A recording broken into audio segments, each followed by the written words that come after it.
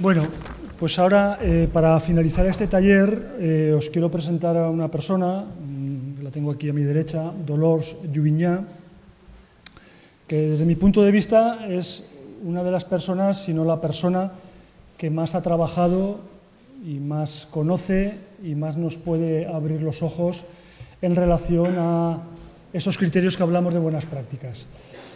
Dolors es doctora en Pedagogía por la Universidad de Gerona, catedrática de la misma universidad, máster en Promoción y Educación para la Salud por la Universidad de Lérida, forma parte del Grupo de Investigación en Salud y Atención Sanitaria y es directora de la Cátedra de Promoción de la Salud desde el 2008, una cátedra que fomenta la transferencia del conocimiento y la investigación en relación a la promoción de la salud. Es la directora y responsable de la elaboración de una guía que debe servirnos a todos como referencia, que es la guía DORS. Yo simplemente, Dolors, decirte muchas gracias porque desde el primer momento aceptaste el querer estar aquí y cuando tú quieras. Muy bien, muchas gracias. Pues nada, ya buenas noches, casi, ¿no? En primer lugar, pues decir que estoy muy contenta y agradecida por la invitación, por compartir un espacio como el que estoy viviendo y, por tanto, gracias, Javier, por invitarme y nada, esperemos que sea el primer contacto para seguir trabajando. Bien, si estuviéramos en una clase, diríamos que ahora haríamos la síntesis teórica a partir de casos y experiencias trabajados y creo que es lo que va a resultar porque vamos a ver muchas cosas de las que ha planteado Javier en el análisis que ha hecho en la primera ponencia y ahora retomaremos distintos aspectos, ¿no? Que también, por lo que he oído y me han comentado, se han estado hablando, discutiendo, pues, en los talleres que se han hecho. Pues muy bien.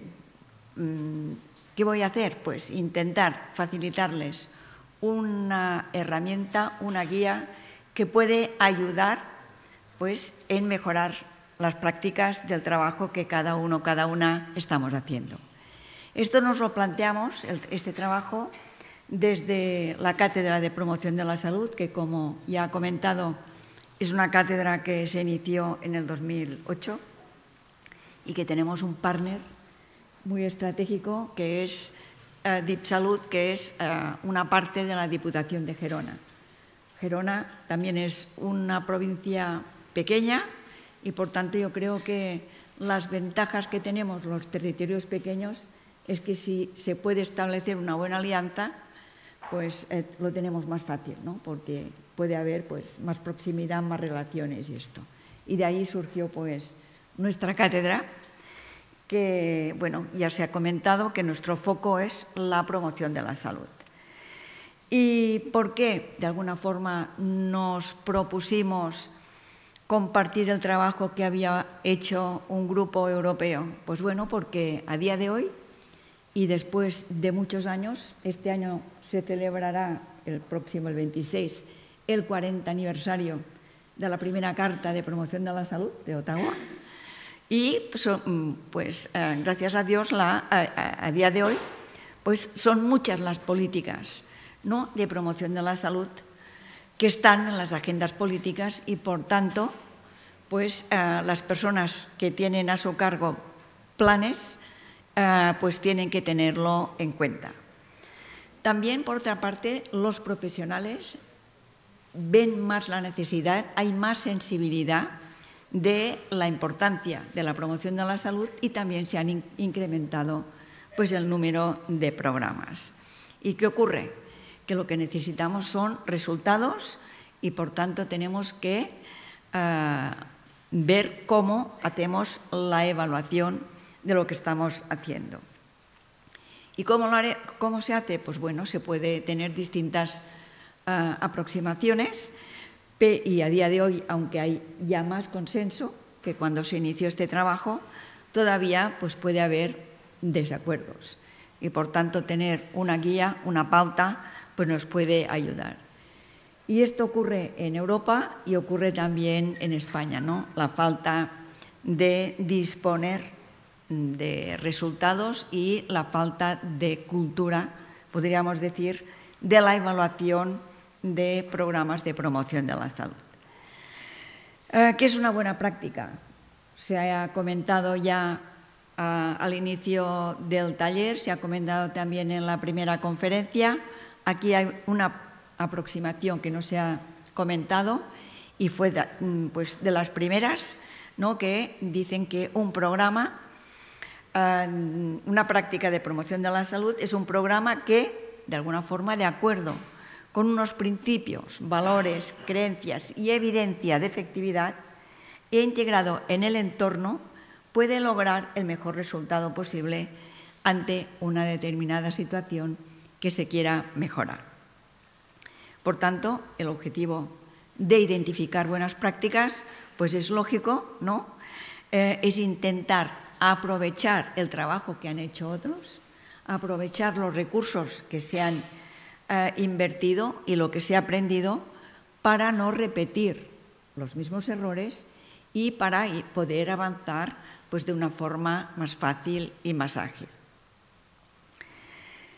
Como hemos comentado, hicimos un trabajo de traducción y adaptación de una guía que se elaboró en Europa con una serie de países participantes y entre los cuales también la Organización Mundial de la Salud tuvo parte y apoyó el proyecto. Y esta es la imagen pues, de la publicación que hemos hecho, que está disponible en español y en francés, porque pudimos hacer el trabajo partiendo y utilizando fondos y recursos de un proyecto transfronterizo con nuestros vecinos, los franceses. La guía está disponible en la página web. Si no se lo pueden apuntar poniendo Cátedra de Promoción de la Salud, pues pueden acceder y la pueden descargar pues, de forma totalmente gratuita. ¿Qué van a encontrar de alguna forma en esta guía? Pues bueno, van a encontrar una serie de pautas de recomendaciones porque la guía tiene como objetivo identificar y potenciar las buenas prácticas, también servir de ayuda para los profesionales que quieran elaborar o quieran evaluar un programa. ¿Y por qué? Porque plantea toda una serie de pasos que de alguna forma sería deseables que existieran.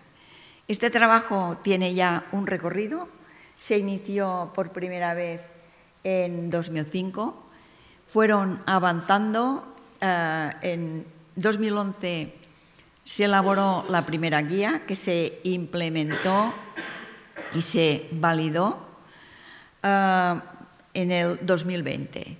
Nosotros intervenimos en el 2019 y en la versión que disponemos pues ya se incorporaron también las últimas recomendaciones, que como en toda evaluación siempre se encuentran, ¿no?, puntos de mejora. ¿En qué se fundamenta esta guía? Pues se fundamenta de alguna forma en lo que serían los principios, los pilares de la promoción de la salud, que no son otros que los que están recogidos en la Carta de Ottawa. Es decir, hay que tener conexión en alguno, no hace falta en todos, de estos 5 principios. La elaboración de políticas o creación de entornos, reforzamiento de acción comunitaria, desarrollo de habilidades o reorientación de los servicios.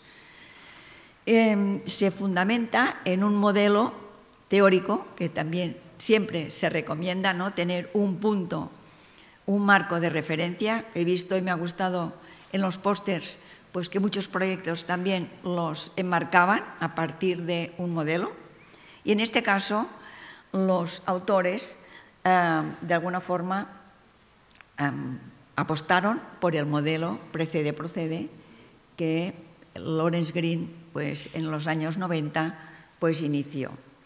Y también incorpora las recomendaciones de la Organización Mundial de la Salud para la evaluación de programas de promoción de la salud. ¿Y qué dice la Organización Mundial de la Salud? ¿Qué recomienda? Pues que tienen que demostrar si son buenas prácticas, que hay una adecuación y evidencia disponible, que está adecuada, que cumple los requisitos, los criterios de equidad, de eficacia, de eficiencia, de sostenibilidad, intersectorialidad, que es un concepto que también oímos mucho, y también participación de los interesados. Este es un punto que de alguna forma lo tenemos como requisito ya en todos los proyectos a los cuales un equipo, un grupo quiere apostar. Te exigen ya a nivel europeo que se contemple la participación de los interesados a partir ya del diseño. Por tanto, este es un elemento que nuevo en parte para muchos de nosotros, pero que tenemos que tener claro que es importante. Ya sean los participantes, los intermedios o los destinatarios finales, es decir, fuera del grupo que lo implementa.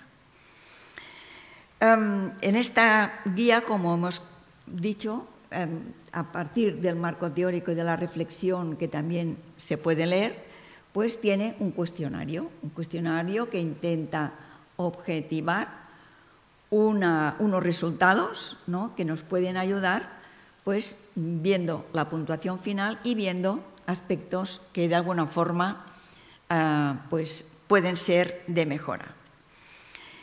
También coincide con aspectos que han salido en los talleres que han hecho, ¿no?, que se refuerza principalmente en los aspectos de transferibilidad, es decir, que el esfuerzo de unos lo puedan utilizar otras personas. Y se considera que una buena práctica transferible en promoción de la salud es la que se alinea con los principios, valores o creencias de la población destinataria, con los principios hoy recogidos en la promoción de la salud, que es coherente con la evidencia de eficacia y con otros ejemplos que ya existen de buenas prácticas, y que, muy importante, que esté bien integrada en el contexto en el cual se quiere intervenir. En las fases de evaluación, pues podríamos decir que lo plantean desde 3 fases. Primero, ver que cumplan los criterios de inclusión, es decir, no todos los programas, según si cumplen o no estos criterios, son evaluables. Hay un formulario para poder hacer esta evaluación y de alguna forma lo que se pide pues son resultados. ¿Cuáles son los criterios de inclusión? Y aquí ya vamos viendo aspectos que en el caso de que tengamos que diseñar, pues tenemos que tener en cuenta. Es decir, no es un programa para ser evaluado si es un programa que solamente es transmisor de información. A partir de ahí ya no entraría, porque todavía a día de hoy muchos programas de promoción de la salud se consideran desde aspectos de la práctica, pues aquello de explicar, dar información, pedir opinión y aquí se termina. Pues esto no sería un programa o una práctica evaluable. Tiene que disponer de un cronograma, es decir, lo que se quiere hacer tiene que estar como temporalizado en un tiempo de acuerdo a los objetivos y a los planes que tenga. Ha sido sometida, dicen, a una evaluación de proceso y resultados, es decir, no solamente unos datos, sino el cómo se ha hecho. Han sido diseñadas e implementadas por un grupo de trabajo.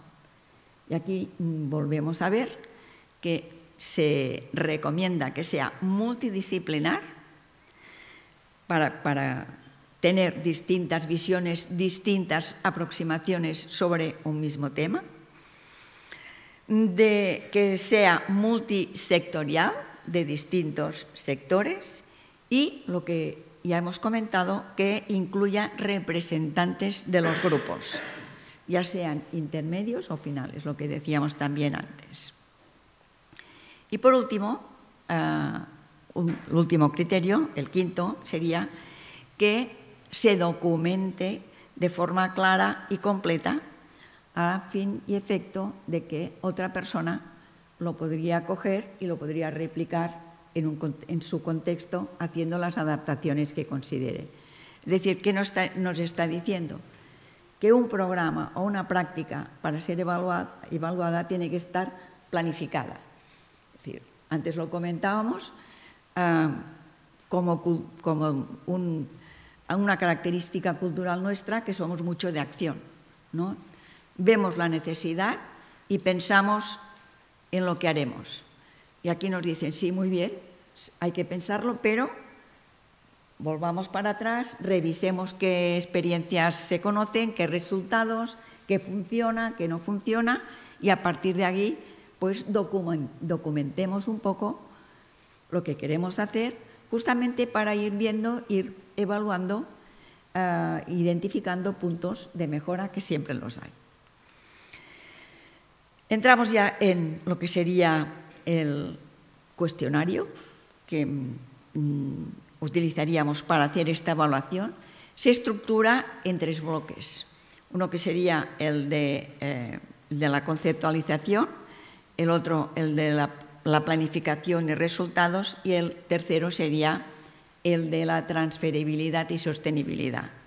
En total, estos 3 bloques se dividen en 16 criterios, 16 aspectos distintos que mide, y se detalla, para ayudar más, con 71 ítems. Uno de estos bloques sería el de los principios y valores. ¿Qué evalúa aquí? Pues que de alguna forma responda a concepto de equidad en salud. Es decir, lo sabemos, ¿no?, que se garanticen las oportunidades para mantener y mejorar la salud, y asegurando el acceso a todas las personas, de acuerdo a los recursos. Un segundo elemento sería el de empoderamiento, proceso mediante el cual las personas adquieren control sobre sus decisiones. Y en tercer lugar estaría la participación, que evalúa la implicación de los destinatarios. Esto configuraría el primer bloque, que tiene 3 criterios, que los vemos aquí, y 15 ítems, es decir, 15 preguntas concretas que nos están pidiendo si lo hemos hecho o si no lo hemos hecho. En el segundo bloque, que sería el de planificación y evaluación, aquí podemos ver que están agrupados los 40 ítems que vamos a ver en 9 criterios, que hacen referencia al análisis del contexto y los determinantes, al entorno, y aquí en el entorno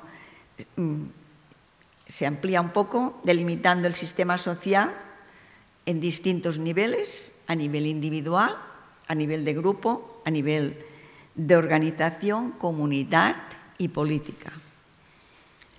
El tercero sería el de modelos teóricos y teorías sobre el diseño, es decir, en qué nos fundamentamos para hacer el programa con lo que queremos conseguir.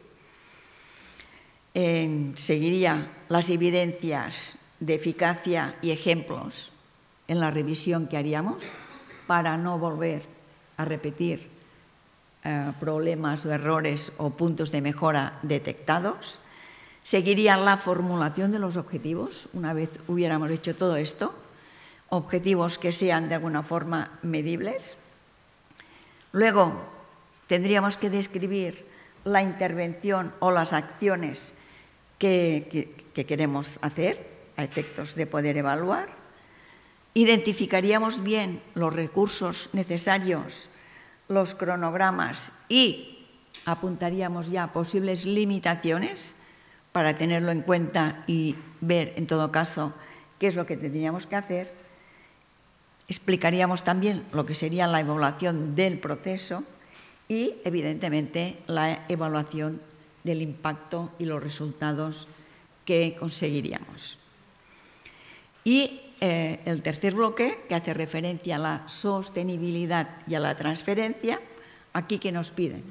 Pues bueno, colaboraciones y alianzas que se han establecido, la comunicación, cómo se ha transmitido, si ha sido efectiva, qué canales se han utilizado, es decir, distintos elementos. Y en relación a la sostenibilidad, pues si los beneficios que se han obtenido, pues si son perdurables o solo se han medido pues una vez y no sabemos si se sostienen en el tiempo. Y la transferibilidad, que hace referencia a la capacidad de adaptar aquella experiencia en otros contextos, aunque sean pues ligeramente distintos y se podrían adaptar. Y aquí podríamos ver, de alguna forma, pues el documento, el cuestionario que tenemos, ¿no? Lo tenemos planteado como un Excel, que de alguna forma pues uno se escribe y fácilmente pues se evalúa y ya sale la puntuación. ¿Qué nos dice? Si la práctica cumple los criterios de inclusión, aquí como vemos, nos preguntan sobre el proyecto, nos preguntan sobre el grupo de trabajo, si es multidisciplinar, si es multisectorial, si hay participación o no de los destinatarios y la documentación que se dispone. Y entonces aquí, de alguna forma, tendríamos que, para ser evaluado como una buena práctica, tener un sí en todas las opciones. Como decía al principio, y es muy importante, es una guía de evaluación, pero lo que digo, si sabemos cómo tenemos que evaluar, lo podemos utilizar muy bien para planificar. Y aquí, si lo hacemos de esta forma, pues evidentemente nos ayuda a ver aspectos que igual de forma instintiva pues no los tendríamos en cuenta. Y aquí ya sería cada bloque, de alguna forma, cómo se mediría, ¿no? Aquí vemos pues una serie de ítems, ¿no?, que tendríamos que ir respondiendo. Cada bloque tiene que tener una puntuación máxima, ¿no? Y para que sea considerada una buena práctica, de alguna forma tendría que tener una puntuación final mínima de 57 ítems positivos con sí sobre los 71.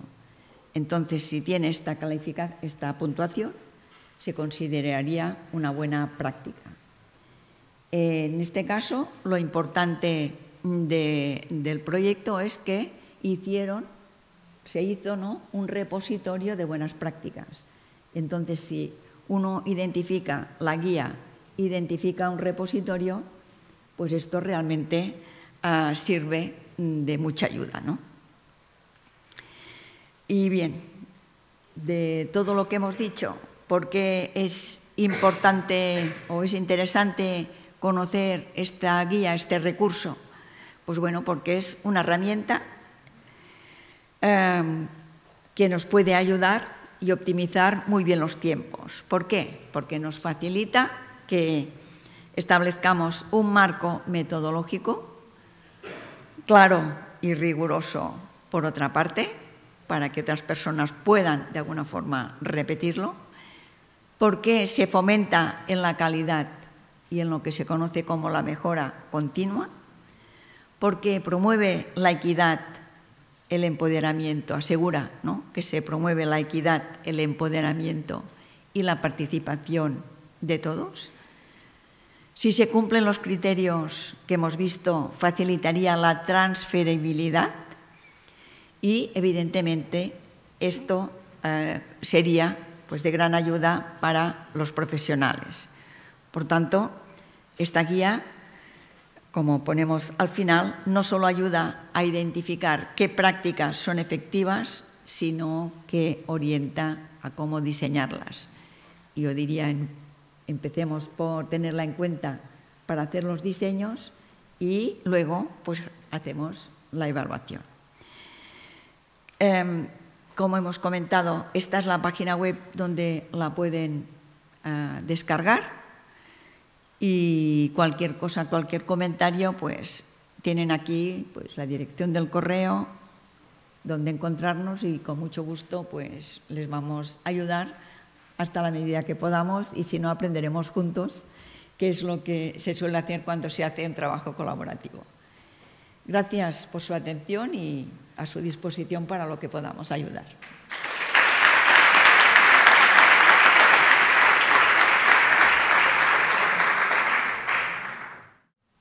Sí. ¿Por qué establecisteis el punto de corte en 57 y no 58 y no 60? Y relacionado con esto, si diferenciáis buenas prácticas de prácticas prometedoras o no. Es decir, esto empiezo por el final. Como decía, si se hace la evaluación, y aquí no lo hemos visto porque por la hora que es y por no entretenernos, ¿no? Pero es fácil identificar los puntos de mejora, ¿no? Y por tanto, pues esto es útil para uno mismo, ¿no? Para ver pues, hasta qué punto cumple con los criterios hacia la excelencia, hacia la buena práctica, y si no, en qué tiene que mejorar.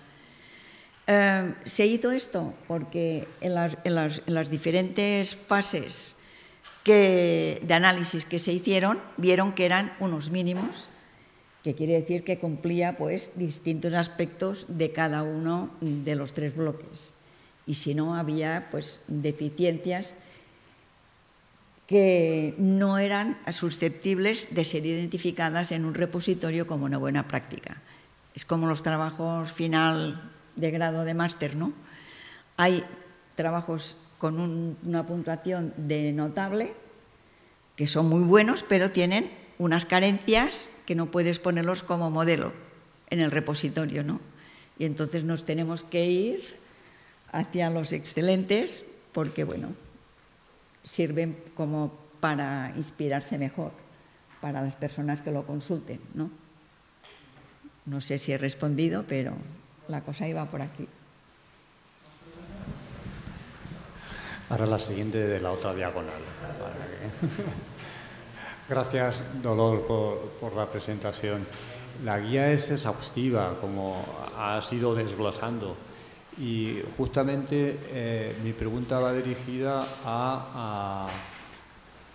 o pretende obligarte a seleccionar cuáles serían los elementos estrella. Es decir, hemos visto 3 bloques, hemos visto distintos elementos, muy exhaustiva la guía, en mi opinión.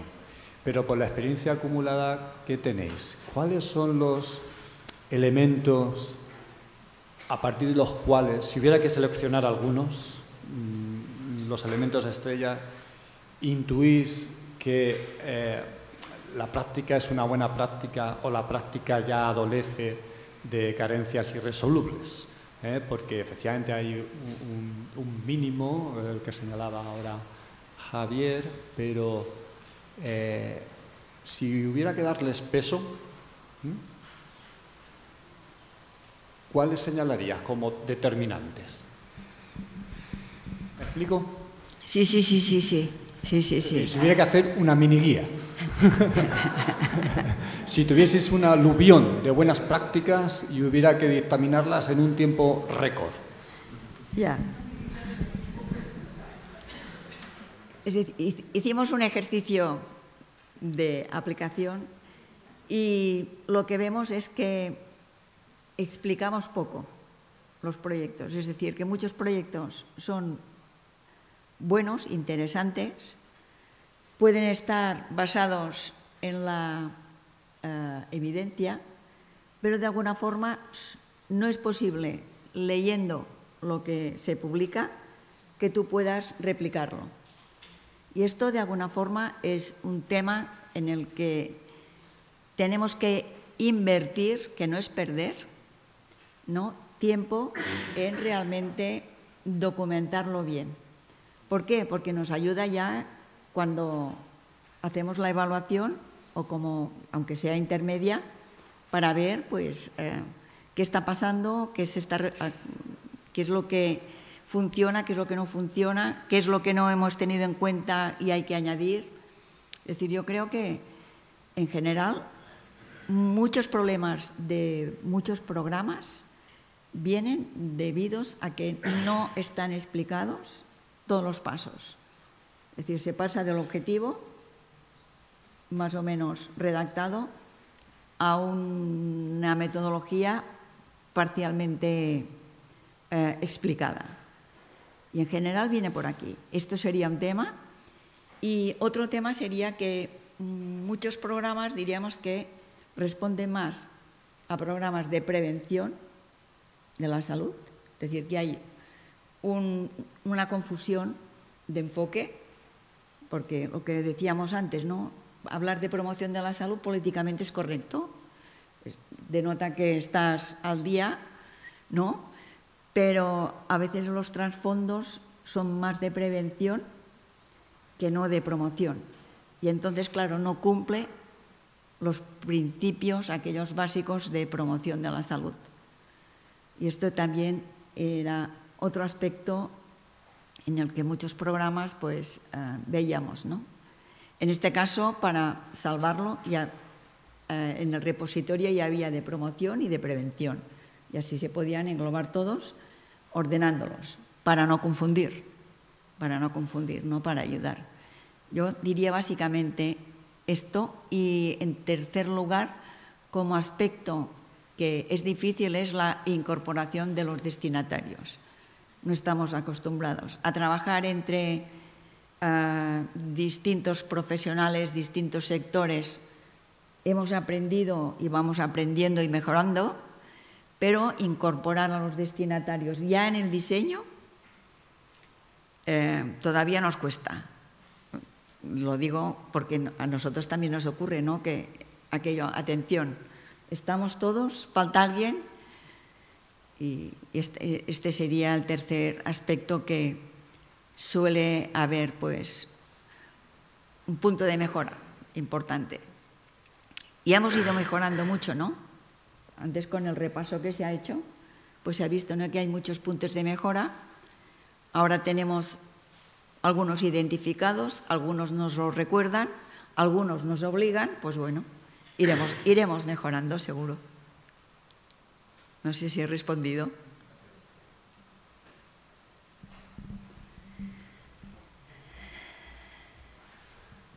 Hola, Dolors. Tengo una curiosidad más que una pregunta. Me gustaría, si me puedes explicar rápidamente, cómo funciona el repositorio. ¿El repositorio funciona como, por ejemplo, en el área de psicología, que tiene un portal de buenas prácticas en el que suben los programas y se contacta con un grupo de expertos que es el que analiza esos programas? ¿Es un funcionamiento similar el del repositorio? Gracias. Perdón, la pregunta es si se incorporan. La pregunta es si me puedes explicar brevemente cómo, porque tengo curiosidad de saber cómo funciona el repositorio. Sí. Vuestro repositorio de buenas prácticas. Sí, sí. Es decir, tú tienes una buena práctica, tienes una evaluación de un programa, de una práctica, ¿no? Lo evalúas, lo mandas, previamente tú ya haces el checklist y ves si es susceptible o no, lo mandas al repositorio.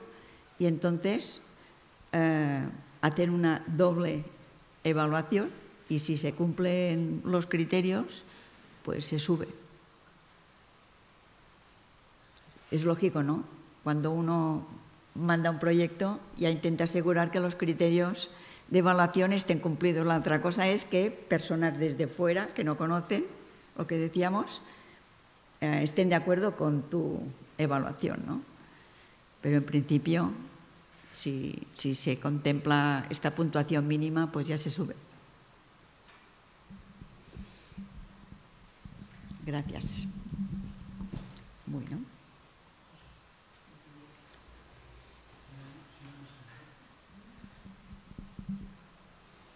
Dolors, una cuestión. Vosotros tenéis la guía DORS. ¿Estáis evaluando proyectos de promoción de la salud que os llegan o no os dedicáis a eso? Desde la cátedra nos piden ayuda, ¿no?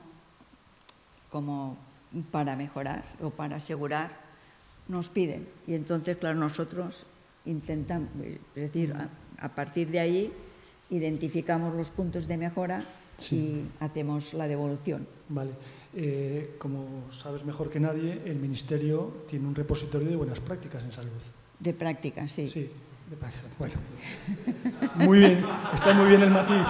Está muy bien el matiz, que de hecho la mayoría de veces el enlace no funciona, pero bueno.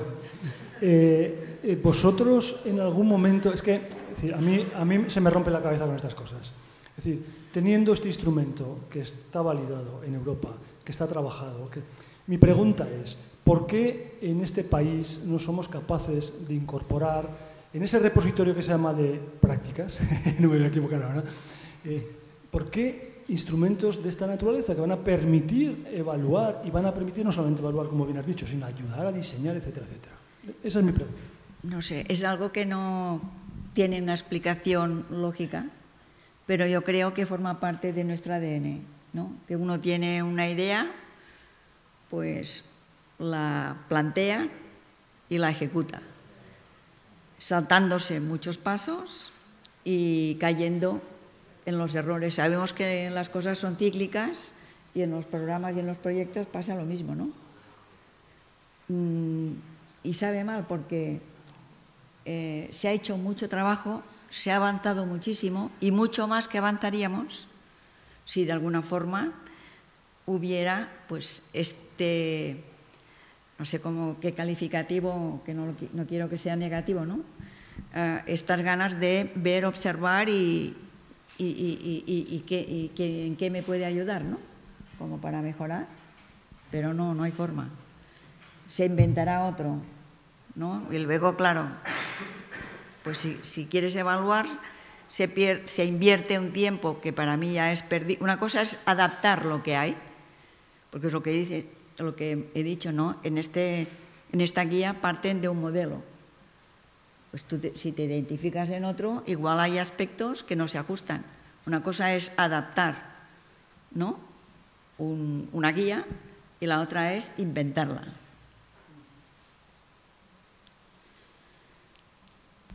Buenas, Dolores. Muchas gracias por la presentación. Me ha parecido un instrumento, pues como han dicho también desde allí, muy exhaustivo, que ayuda a comprender un poco estas realidades que muchas veces son complejas, pero relacionado con esa última parte que hablabas de incorporar a los usuarios finales. En este caso yo me pongo desde el punto de vista educativo, trabajando con adolescentes en proyectos de promoción de la salud, y para nosotros creo que ha sido algo complejo y lo hemos intentado, cómo podríamos incorporar a estos adolescentes, niños o estos usuarios finales al final, pero que no tienen unos conocimientos quizá de planificación, unos conocimientos que muchas veces, bueno, en el ámbito científico también hablamos de cosas que hay veces que son abstractas para ellos. No sé si tenéis algún ejemplo de alguna buena práctica a la hora de incorporar a estos usuarios finales dentro de los proyectos. No te podría dar ahora mismo ningún ejemplo, no, pero lo que aquí ya poníamos expresamente, ¿no? Sean destinatarios finales o intermedios. Es decir, igual no serían en un primer momento, en una primera fase de diseño, pues un adolescente, igual podría ser un tutor que igual no de la escuela, sino de un sitio, de una asociación, de una agrupación, es decir, personas que están como más próximas y fuera del entorno profesional. Es un poco, ¿no? Intentar elaborar una propuesta ya como más viable y con más posibilidad de éxito, porque se contrasta un poco la opinión, ¿no? Es decir, pueden haber diferentes momentos y diferentes participaciones, ¿no? Igual al final, cuando están ya pues implementando y recogiendo opiniones cuando se está haciendo la evaluación, a ver qué lectura hacen, no sé. Es decir, hay que tenerlo planteado y irlo adaptando pues de la mejor manera y siempre con los aspectos éticos de no perjudicar o de no comportar algún problema, ¿no? Vamos con la última y cerramos, ¿vale? ¿Si os parece? Muy bien. Buenas tardes, Dolors. Muchas gracias por tu presentación. Yo creo que es algo que realmente se nos abre la puerta del camino, ¿no?, hacia el que tenemos que ir avanzando, porque yo entiendo que al final esto permitiría a muchos otros centros acabar copiando cosas que funcionan bien. Es que al final estaríamos trabajando en ¿para qué voy a inventar yo algo nuevo si tengo esto que ya me han demostrado, que ya se han trabajado y que se ha evaluado? Entonces me parece que seguramente es un cambio de chip de darle la importancia, pues, a ese proceso de evaluación para acabar teniendo productos buenos. Entonces, has comentado que estaba la guía traducida en español y en francés, por lo que entiendo que habéis trabajado con los franceses. Y en inglés ya existe, es la primera versión en inglés. De acuerdo, ¿no? y hablabas de ese aspecto cultural que nos cuesta, entiendo, en nuestra sociedad española. Tengo dos preguntas. Una pregunta sería si habéis trabajado con los franceses, si ese lado de la evaluación y de las buenas prácticas lo ves diferente, lo tienen desarrollado, tienen otro tipo de cultura diferente a la nuestra en ese sentido, o están en el mismo punto.